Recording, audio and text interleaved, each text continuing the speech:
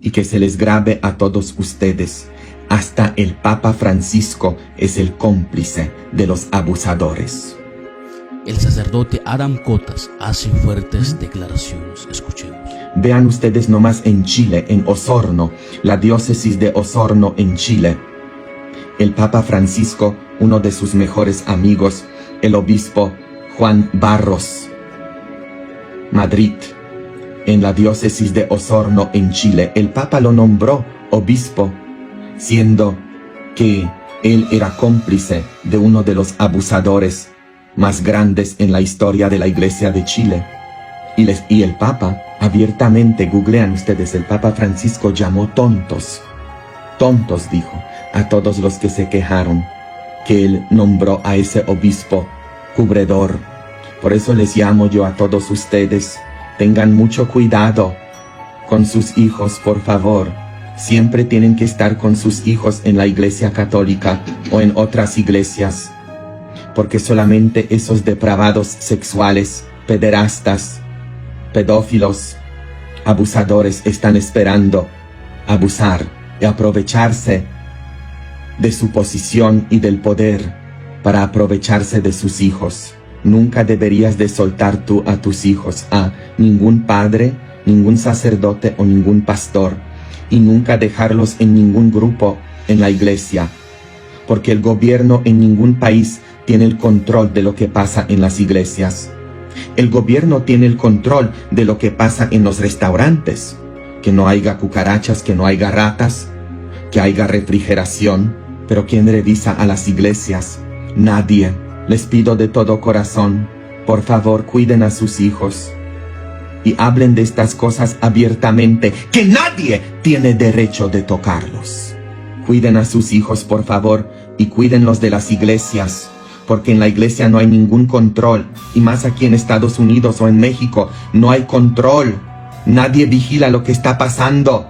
Los pastores, sacerdotes, se aprovechan de su posición. Por eso hay tanto abuso, no solamente en la Iglesia Católica, con los mormones, en los bautistas. Googleen ustedes todo lo que está pasando en la luz del mundo. Es pura porquería lo que está pasando. Y muchos de ustedes pensando, oh, es una iglesia, me van a cuidar a mis hijos. No, te los van a abusar. Es la triste realidad. Cuando a mí me mandaron del seminario de Chicago a México a tener una experiencia pastoral en México, solamente duré yo unos días en México. ¿Por qué? Porque cuando llegué yo a esa parroquia, el señor cura, el sacerdote, tenía a un muchacho viviendo en la casa parroquial, un muchacho adolescente que tenía 11 hermanos, venía de una familia bien pobre. Y ese sacerdote le compró computadora, le compró un nuevo celular, le pagaba su escuela. Y los papás de ese muchacho bien felices porque el padre le está ayudando a nuestro hijo. Y lo tenía viviendo en la casa parroquial. Y yo, en la mañana, el segundo día, estando en esa parroquia, veo que el muchacho sale del cuarto de ese sacerdote.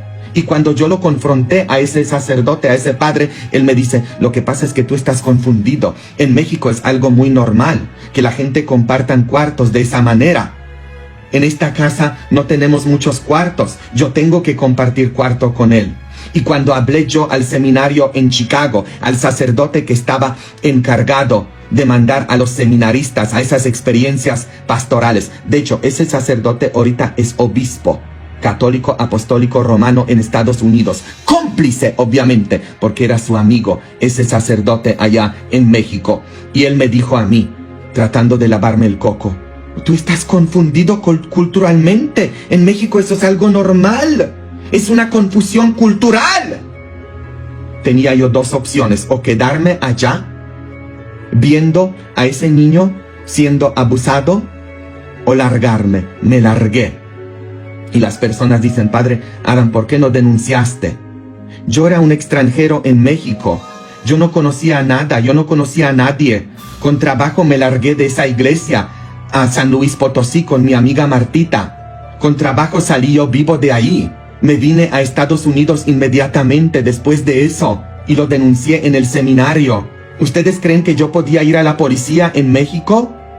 Mientras que los policías están comprados, los políticos también. ¿Por qué? Porque la luz del mundo puede hacer lo que están haciendo en Guadalajara, porque todos están comprados. ¿Ustedes creen que la policía me iba a ayudar? Le iban a ir y le iban a decir a ese sacerdote y él... Hay mucha corrupción. Mucha corrupción. Cuando un sacerdote en México se porta así, está abusando a un niño y tú vas con la policía. Muchas veces esos policías o esos políticos, todos esos son comprados. Eso de lo que yo les estoy contando que yo vi en México pasa a gran escala en la iglesia. Y todos, especialmente las viejas persinadas que dicen, ¡ay, padrecito! Besa nalgas de él, besa rabos. Todas ellas son cómplices en la iglesia. Cómplices, porque todas esas viejas persinadas en esa parroquia sabían lo que él estaba haciendo con ese muchacho. Sabían lo que él estaba haciendo, las secretarias y todos. Y no hicieron nada por proteger su posición, porque eran ministras, porque daban la comunión o porque eran secretarias. Y de igual manera la policía y los políticos están comprados. Por eso hay tanto abuso. Y muchas veces ustedes, por tener su coco lavado, pensando que los sacerdotes solamente están interesados en viejas. No, hay muchos pederastas interesados en adolescentes, especialmente muchachos. Porque están cubriendo algo en ellos. Ustedes saben todo esto, no sean mensos. No hay peor ciego que el que no quiere ver. Y luego las viejas en las iglesias o las familias que dicen, ay, qué bien que el padrecito, el pastor está ayudando a mi hijo, que está interesado en él.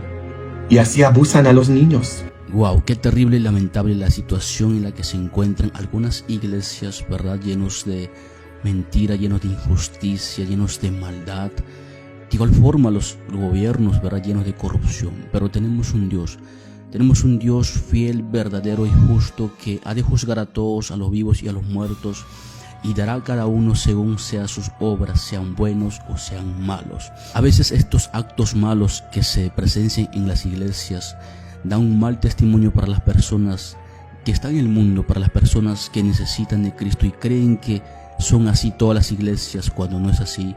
Creen que así son todos los cristianos, ¿verdad? Y se decepcionan.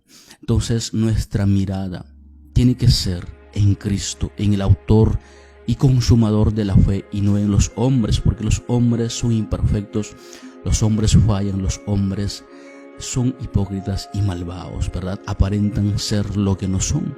Razón tenía cuando el Señor Jesucristo dijo en Mateo 23:28, ¿verdad? Refiriéndose a los escribas y fariseos: así también vosotros por fuera, la verdad, os mostráis justos a los hombres, pero por dentro estáis llenos de hipocresía y de maldad.